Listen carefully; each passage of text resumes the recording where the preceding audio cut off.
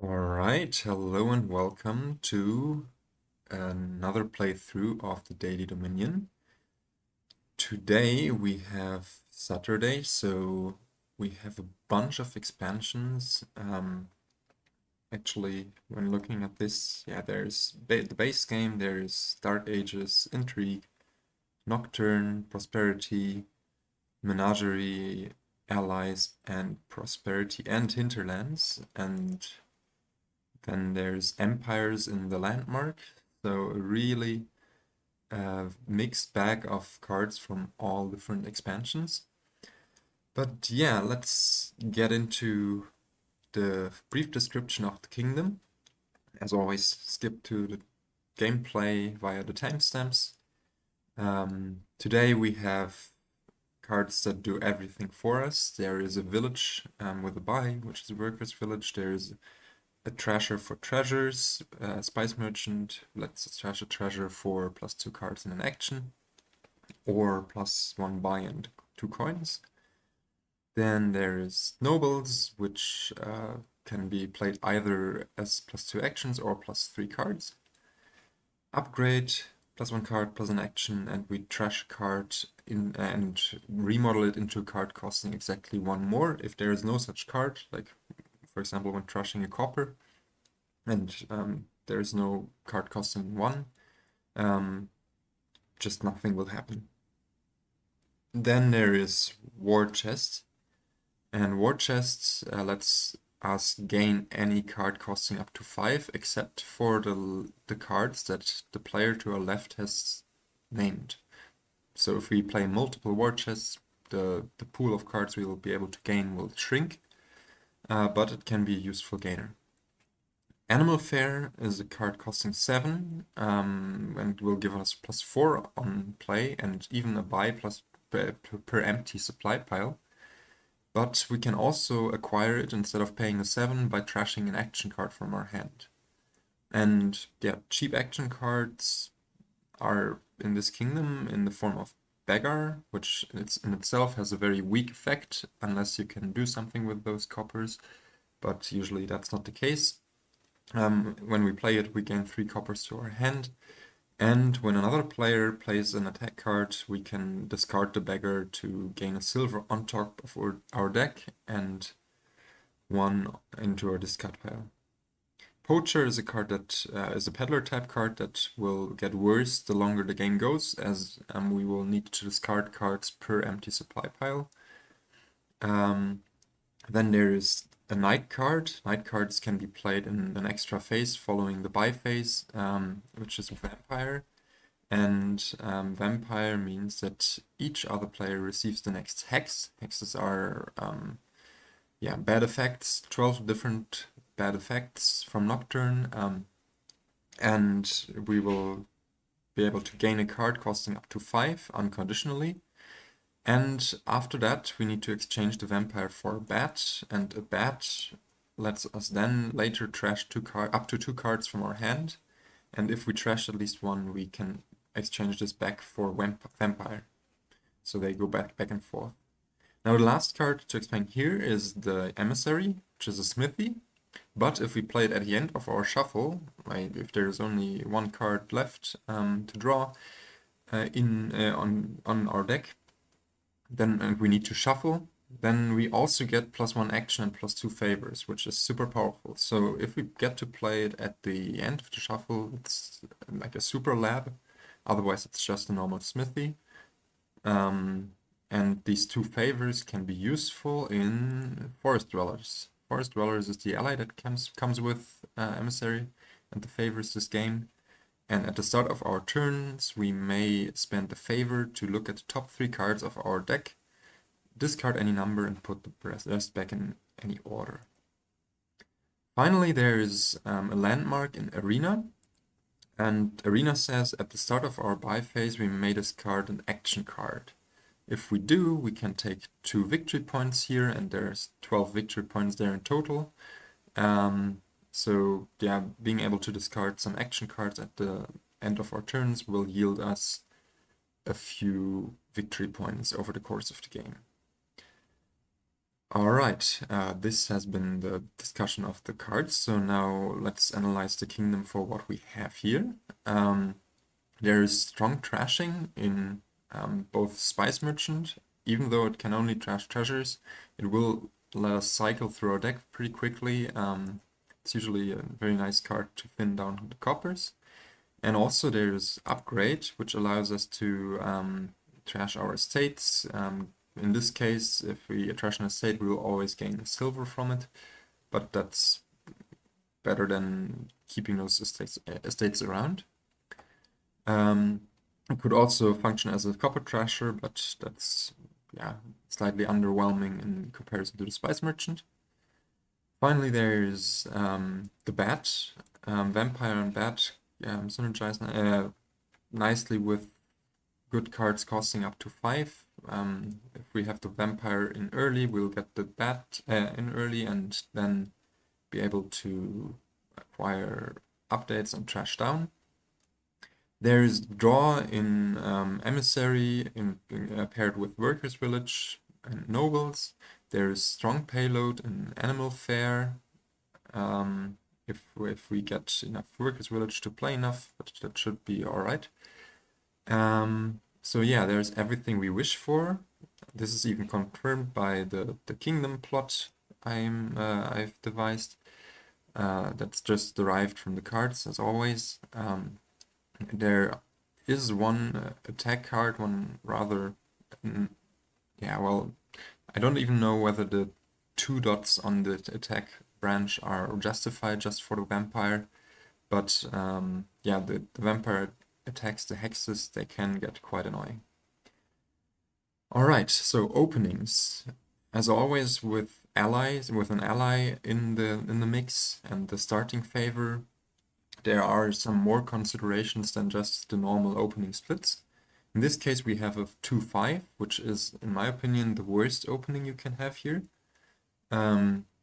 Because while we can play the Forest Dwellers on turn 1, we'll only see 3 coppers, and we can discard them, yes, but what would that yield? Our shuffle would contain only card costing up to 2 anyways. So really, we just skip our first turn and buy the 5-cost card on the second turn, which is alright, but not great. I think the most enticing split might be the 4-3. Seeing the 4 on turn 1, you can buy a Spice Merchant, you can use the Forest Dwellers, hope to discard 2 estates, and then even maybe hit 5 on the second turn. And 5-2, of course, is also great for buying a Vampire on turn 1, using the Forest Dwellers, immediately shuffling the Vampire in, and hitting possibly higher numbers than 2 on the second turn. Yeah, the 3-4, I think I'd just go Silver Spice Merchant and keep the favor. Not be too happy about it, but I think that's okay. Yes, I think that's it concerning a description of the kingdom and what we are about to do. So let's start. Yeah. We could in principle buy a beggar, but and later turn it into an animal fair, but really I do not like the prospect of carrying around that beggar in the early game, because it will hinder us from getting nicer cards. Here we also don't want to use the Forest Dwellers, as those 5 cards only contain those 3 estates and 2 coppers. So let's just gain a Vampire. You could argue to also get an upgrade already, but the Vampire will let us get an upgrade on the next turn. So now it's really nice that we find the Vampire here, because now we can use the Forest Dwellers. Look at these 3 cards, discard all 3 to cycle back faster. We can, I think, buy a silver here, play the Vampire, the opponent gets Misery, -2 victory points, and now we can gain a card costing up to 5. I think right now I'm happy with just getting to trash getting to trash as much as possible. This could be either Spice Merchant or Upgrade. let's say the bat is going to handle enough stuff and the upgrade is enough cycling. So let's get the upgrade. Just turn one of those estates into a silver, not play any coppers, trash 2 cards to the bat, and yeah, be on with our journey. Now the next card to acquire could either be another vampire, since we hit 5 here, or it could be an emissary to get drawing already. I think the upgrade will turn one of those silvers into a workers' village. And yes, I think the vampire is currently strictly better than the war chest, even though it requires us to trash some cards. We can easily do that. Yeah, I think I'm happy just getting yet another vampire. We can buy a silver here and get our first emissary as the next turn. Hopefully, yes, we find the upgrade and can turn one of those silvers into a workers' village. And with that, even so, the last card is the other vampire. With that, maybe even just get another workers' village or a spice merchant. I think I like the prospect of having a few workers' villages in our decks. But yes, let's keep going. Alright, turn this silver into a workers' village once again. Not play these coppers, trash them instead. And the vampire can gain us yet another emissary. And now our deck starts to get thin. We also even get to play the emissary at the end of our shuffle, which is nice. Now, what do we want to gain here? This could be a gold, in my opinion, because we really would like the payload. It could also be just a beggar and workers village, with the idea to then on the next turn turn the beggar into animal fair. Yeah, I think we're guaranteed to draw next turn with the workers village and the emissary in there.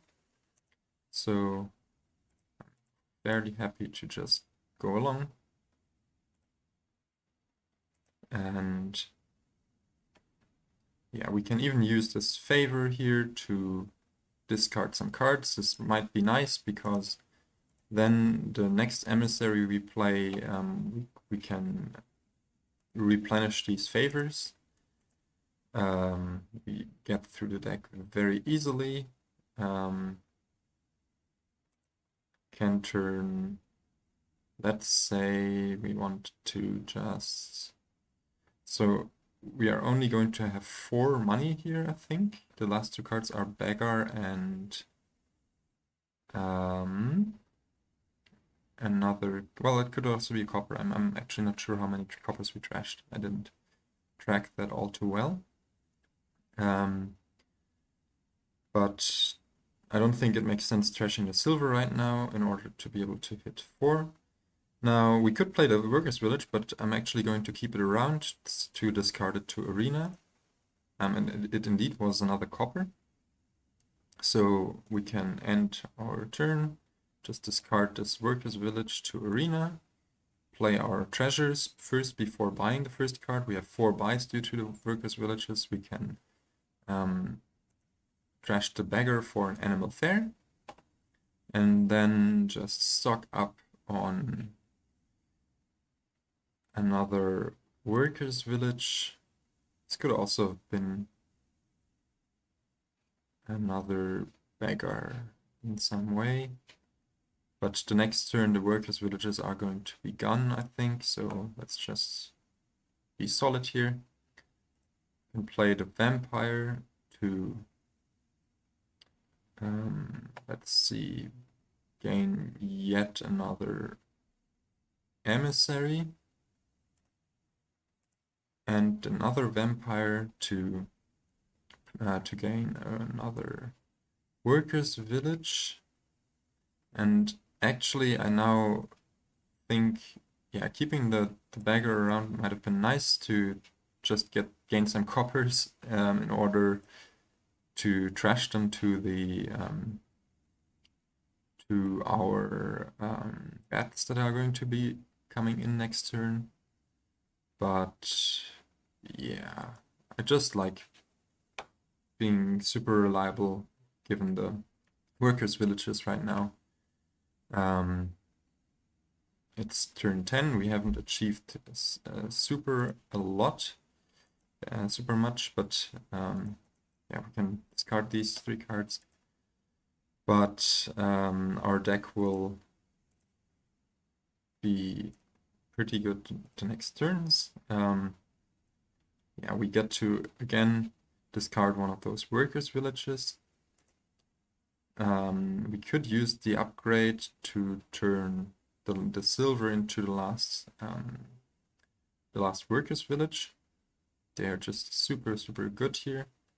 Yeah, let's do that.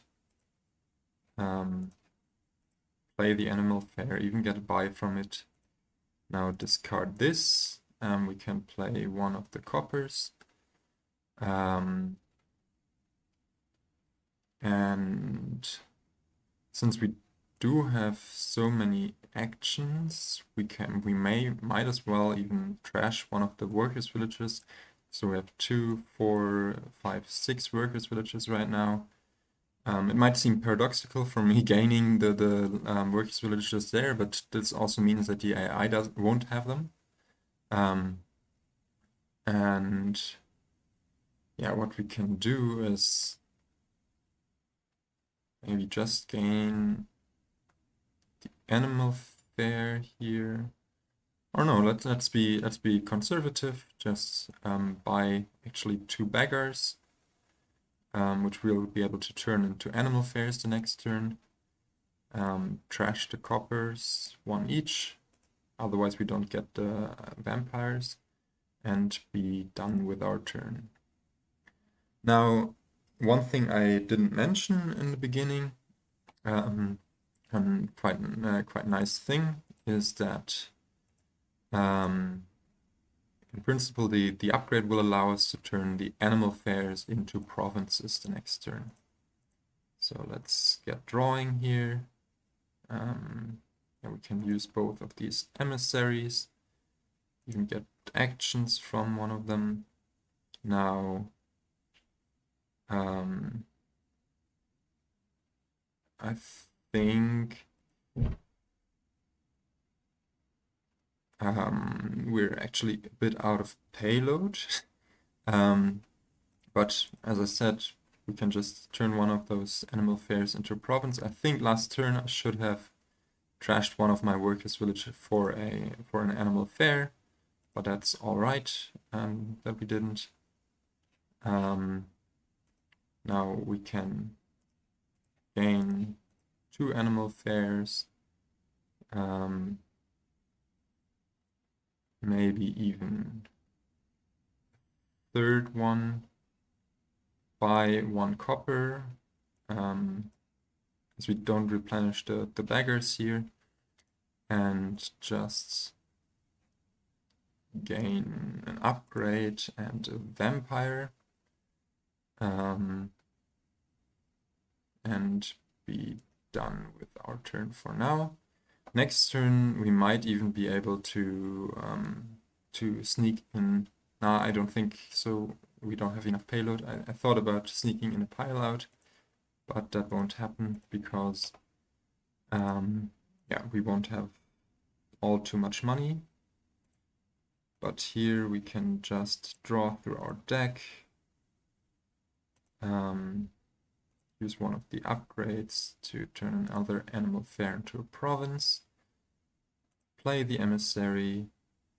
Now We can upgrade one of the emissaries into nobles for some extra points. Play 2 animal fairs. Now, well, the arena points are gone, but I'm just going to say we can buy another province, turn this workers' village into an animal fair. I think that's okay. We have abundant actions mostly. We need to be careful that we keep drawing, but I think we should be alright. And now, yeah, we